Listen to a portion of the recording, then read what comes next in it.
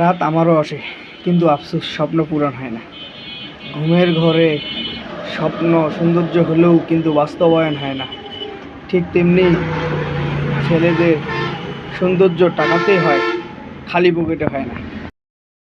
রাত আমারও আসে, কিন্তু আফসোস স্বপ্ন পূরণ হয় না। ঘুমের ঘরে স্বপ্ন সৌন্দর্য হলেও কিন্তু বাস্তবায়ন হয় না।